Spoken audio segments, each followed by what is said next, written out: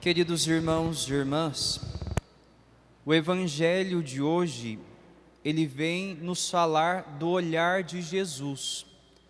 O olhar de uma pessoa, ou melhor, os olhos de uma pessoa, vão revelar o interior do seu coração. Tanto que nós dizemos que os olhos são os reflexos da nossa alma. Os olhos refletem aquilo que existe de bom ou de ruim dentro de nós. Muitos são os nossos olhares diante das pessoas, ou nem sempre nós direcionamos os nossos olhares. O nosso olhar pode ser um olhar de acolhimento, o nosso olhar pode ser um olhar de julgamento. Às vezes o nosso olhar ele pode demonstrar alegria, mas o nosso olhar também pode demonstrar a tristeza. Então o olhar, ele vai dizer muito, vai revelar muito sobre o coração daquela pessoa. E olhando para o Evangelho de hoje, nós vemos que Jesus, ele viu um homem chamado Mateus. Quem é Mateus? O Evangelho vai nos dizer que ele estava sentado na coletoria de impostos. São Mateus, ele era um coletor de impostos, isto é, ele trabalhava para o Império Romano, cobrando as taxas do povo judeu. Ele era considerado um pecador público. Os conterrâneos dele o consideravam também como um inimigo, porque ele estava trabalhando exatamente contra o povo. Estava ajudando o povo a ficar mais pobre. Estava ajudando o povo a ficar mais oprimido por conta do Império Romano. Por isso, por conta do seu ofício, ele era considerado um pecador público. E Jesus não olha para isso. Jesus não olha para o ofício de Mateus, mas olha para o homem Mateus. O homem, filho de Deus, criação das mãos de Deus. E Jesus, lançando um olhar sobre ele, faz um convite. Segue-me. É interessante, queridos irmãos e irmãs, que esses instantes de segundo, entre o olhar de Jesus e o seu convite, o evangelista ele não vai nos dar muitos detalhes, mas Mateus, diante então daquele chamado, diante daquele convite de Jesus, ele se levanta e segue Jesus. E depois então, Jesus vai para junto de sua casa para tomar refeição com ele. Queridos irmãos e irmãs, infelizmente, nós não temos o mesmo olhar que Deus. Nós muitas vezes esperamos que o olhar de Deus seja um olhar conforme a nossa vontade, conforme os nossos desejos, um olhar segundo a lógica humana. Mas como nós escutamos na primeira leitura de hoje, o olhar de Deus nunca será um olhar de julgamento. Como nós escutamos o profeta dizendo que Deus, ele quer o amor e não o sacrifício. Nós não podemos esperar de Deus um olhar menor do que um olhar de amor. Deus sempre vai olhar por nós com um olhar de amor, quer nós mereçamos ou não, quer nós sejamos dignos ou não desse amor. Deus sempre vai nos olhar com amor, independente das nossas escolhas, independente dos nossos pecados, se somos pessoas justas ou se somos pessoas pecadoras, se somos cobradores de impostos ou se somos judeus piedosos que oferecem os seus sacrifícios. Deus nunca vai colocar sobre nós um olhar menor do que um olhar de amor e de misericórdia, porque é esse olhar, queridos irmãos e irmãs, que fez com que Jesus, o Filho unigênito do Pai, descesse do seio da Trindade e assumisse a nossa condição humana. Olhando para a miséria humana e tendo compaixão dela, Deus desce, se faz carne, para que não apenas nos olhasse, mas para que nos tocasse com a sua vida, fazendo com que a nossa realidade de escravos do pecado se transformasse então em liberdade de filhos, filhos libertos que vivem segundo a vontade do Pai. Quando nós olhamos para este evangelho de hoje, nós vemos que Mateus, ele estava parado, ele estava ali na sua mesa, vivendo a sua vidinha, sendo assim um empregado do Império Romano, um inimigo do seu próprio povo. Quando Mateus acolhe o chamado de Jesus, acolhe o seu convite de segue-me, Mateus se coloca em movimento. Queridos irmãos e irmãs, é o olhar misericordioso de Jesus que faz com que nós também saiamos da nossa realidade de pecado, que faz com que nós também caminhemos na fé e não fiquemos mais estagnados na vida velha. É o olhar de compaixão de Cristo para nós que faz com que nós consigamos dar passos firmes ao encontro do seu amor e ao encontro da sua vontade. Na segunda leitura de hoje, o autor sagrado da carta aos Hebreus, ele vai nos falar a respeito da fé de Abraão, aquele homem que já tinha a idade avançada, aquele homem que não tinha mais vigor físico para fazer grandes obras. A sua esposa era uma senhora já de idade avançada e ela também não poderia conceber na velhice. E ele, acima de toda a esperança humana, acima de toda a segurança humana, ele confia na promessa de Deus. Ele espera o cumprimento da promessa de um filho. Ele espera o nascimento daquele filho. Nós escutamos que Abraão, ele contra toda a esperança humana, ele se firmou na esperança e na fé. Queridos irmãos e irmãs, é esse olhar de fé para a nossa vida que vai fazer com que nós consigamos dar passos ao encontro de Deus. É um olhar de fé sobre a nossa realidade que vai fazer com que nós caminhemos segundo a vontade de Deus e não mais segundo a nossa própria vontade. Quantos de nós que olhando para a nossa realidade, olhando para os nossos problemas, muitas vezes nós achamos que é impossível uma solução, achamos que é impossível uma resolução daquele problema que nós estamos vivendo.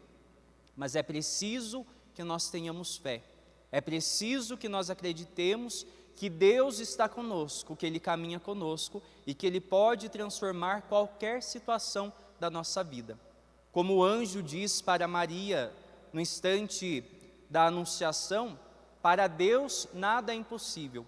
E é preciso, queridos irmãos e irmãs, que nós estejamos apegados a isso, que para Deus nada é impossível, seja a concepção sem a presença de um homem, como aconteceu para Maria, seja uma mulher de idade avançada como Isabel e Sara, que não podiam mais engravidar, conceber também, seja também a conversão de um pecador. Às vezes somos nós que não acreditamos nas transformações da nossa vida, mas Deus sempre se mostra presente na nossa vida e nos mostra que pela vontade dEle sim é possível. Aos olhos da multidão que estava em volta de Mateus e Jesus, certamente eles também questionavam como os fariseus, por que Jesus se aproximou daquele homem? O que Jesus viu em Mateus? Porque Jesus olhou para aquele homem que oprimia o seu povo e convidou para que fosse o seu discípulo. Queridos irmãos e irmãs, Deus consegue enxergar muito mais do que os nossos olhos humanos. Infelizmente ou felizmente, nós enxergamos de uma forma limitada. Infelizmente, nós enxergamos aquilo que há de mal no homem. Nós enxergamos os nossos próprios defeitos, as nossas próprias misérias. Mas Deus, Ele enxerga o melhor de nós. Deus enxerga aquilo que ainda há esperança de ser mudado. Olhando para Mateus, Jesus tira ele daquela mesa, a mesa da opressão, a mesa da escravidão. E Jesus faz com que ele experimente outra mesa. Estando em sua casa, Jesus ceia com Mateus. O significado da ceia é algo muito profundo também dentro da cultura judaica. Cear com alguém, sentar-se à mesa com alguém significa intimidade, significa comunhão. Jesus se colocava à altura daquelas pessoas, se colocava como igual daqueles que estavam sentados com ele naquela mesa. Por que que os fariseus se escandalizam diante daquilo? Quando eles então vão dizer aos discípulos de Jesus: por que vosso mestre come com os cobradores de impostos e pecadores? Exatamente por conta disso. Porque Jesus se rebaixa àqueles pecadores. Jesus, sendo então Messias, ele não poderia se rebaixar. Ele não podia se misturar com a gentalha. Ele tinha que andar com aquele que era justo, com aquele que era correto. Mas Jesus, ele olhando com misericórdia, ele se rebaixa, ele se humilha para levantar, para elevar também a dignidade daqueles que sentam com ele à mesa. Queridos irmãos e irmãs, no dia de hoje, a todos nós é feito o mesmo convite de Mateus, de acolhermos o olhar misericordioso e amoroso de Deus, de sermos tocados por esse amor e de também nos levantarmos das nossas muitas mesas que fazem com que nós vivamos a vida velha. É preciso que nós deixemos a mesa do passado para trás. É preciso que nós deixemos a mesa do homem velho para trás para que nós acolhamos o novo que Deus tem para nós. Deus quer nos oferecer um banquete. Assim como Jesus sentou à mesa junto com Mateus e os cobradores de impostos e pecadores, Jesus também nos convida hoje para nos assentarmos à sua mesa, à mesa da Eucaristia, para que, tocados pelo seu amor na Sagrada Eucaristia, também nós sejamos transformados, mas não apenas ser transformados para dizermos ao mundo: olha, me converti, mas para que nós também sejamos instrumentos de transformação para o mundo, para que nós também levemos ao mundo o amor de Deus, para que o mundo seja tocado e transformado. É acolhendo o chamado de Jesus, é acolhendo o seu convite que acontece em nós a transformação. É acolhendo o convite de Jesus, de estarmos em comunhão com Ele, que nós então vamos sendo transformados, que nós vamos sendo tocados e nos sentimos mais amados por Deus. É nessa experiência de amor, do amor de Deus, que nós também vamos nos tornando sinais do amor de Deus para o mundo. Assim, queridos irmãos e irmãs, permitamos que Deus nos olhe, permitamos que Deus nos toque, para que nós também tenhamos o mesmo olhar de Deus para com os irmãos. Não um olhar de julgamento, mas um olhar de amor e de misericórdia. Não um olhar de quem condena o irmão, mas o olhar de quem se compadece das misérias, das necessidades do irmão e lutam por rezar por eles. É lógico que o caminho mais fácil sempre vai ser o caminho do julgamento, o caminho da condenação, mas nós somos chamados a sermos sinais de Deus, sermos sinais do amor e da misericórdia de Deus para o mundo. Permitamos que o Senhor nos olhe, permitamos que o Senhor nos toque e nos tire também da nossa realidade de pecado, fazendo com que nós consigamos viver o novo que Ele nos oferece a cada dia. Por isso então, queridos irmãos e irmãs, no instante de silêncio, olhemos para dentro do nosso coração.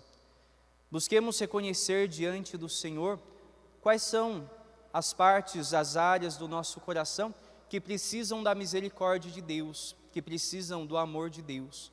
Como Jesus disse no Evangelho, Ele veio para aqueles que estão doentes, não para aqueles que estão sãos.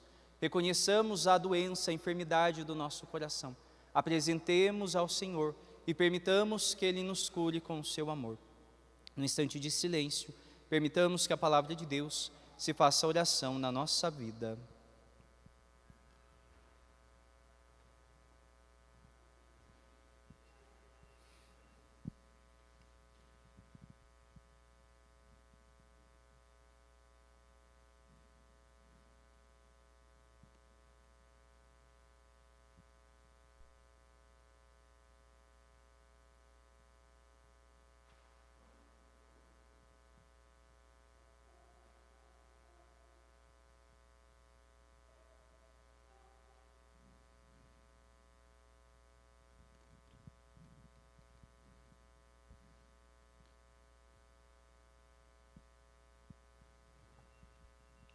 Professemos a nossa fé.